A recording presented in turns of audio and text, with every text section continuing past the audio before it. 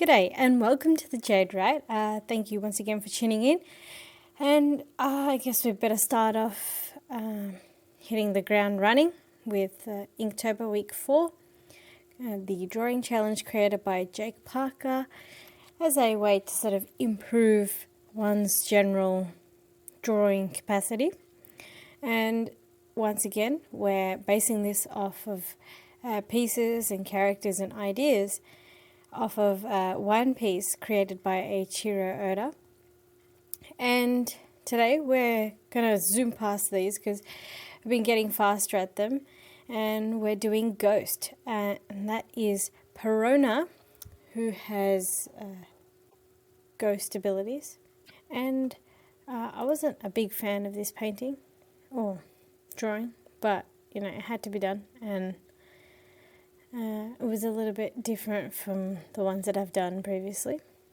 And now we're moving on to Ancient, which is day 24, I believe, or 23. And that is Nico Robin, and here she's checking out some poneglyphs. I believe this is taken from a screenshot of Sky Pier, I believe, because she's got her Sky Pier outfit on, and the hand was really hard to do, as hands are, and my mum said that it looked like her wrist was broken, and looking back on it, yeah, but once again, to capture that feeling was a bit harder to do, especially because she's looking at this weird nostalgic thing, and you really sort of struggle between keeping the style, the original style of the artwork, and sort of adapting it to your own sort of style or preference. And now we're moving on to day 24. The real 24, not the one where I made the mistake. And that is Dizzy. Now Dizzy, I didn't really have a nice idea for what to do. So instead I thought about moves that have sort of a spiral, dizzy, sort of twisted attack. And one of those was Zorro's Dragon Twister, or Tatsumaki. And he does this move actually a couple of times, and it normally results in sort of this flashy sort of cyclone sword attack. And I really like the perspective of the swords, to see how it gets larger as it comes closer to you, and you can really sort of work on the details or make thicker lines where there's weight. And I really like his backhand as well, sort of that perspective of it moving further away. And this was actually, I think this is the second Zorro painting in Inktober, and it's fun to do this sort of little deviations from what you would what would be the standard sort of prompt idea. For example, here we're doing Blackbeard, because the prompt for day 25 was tasty. And, tasty could have been anything. Could have done, Luffy eating food, or Sanji because he's a cook. But I thought, no, there was a particular scene in Jaya where he points out that this particular cherry pie is so tasty that he could die, which is like super dramatic, considering he's the major villain of the series. But I thought that was a really interesting and unique way to sort of approach the prompts. In a slightly more obvious way, in day 26, we're doing Dark, which is a prompt, and that I thought about it and I was like, okay, Dark King Rayleigh, and his face is okay, but his hand is not. And I had no idea how to sort of connect that idea of hand holding flask without looking awkward.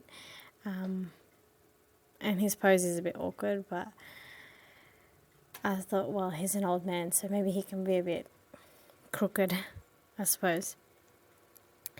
But I liked painting his hair, and I like making that a sort of wet on wet aura around the background, because I think it adds a little bit of a interest, and it also draws attention to the character because he's got light coloured hair, so to sort of darken up the background makes it a bit more interesting.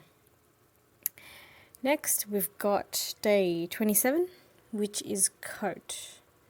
And I was thinking about, there's so many characters in One Piece that have got coats. So they've got Roger, who's got like a standard pirate-ish military coat, sailing coat, and then we've got people like Mihawk and so many coated characters. All of the Marines have a coat. Whitebeard has a coat. And I was thinking, who has the most memorable coat?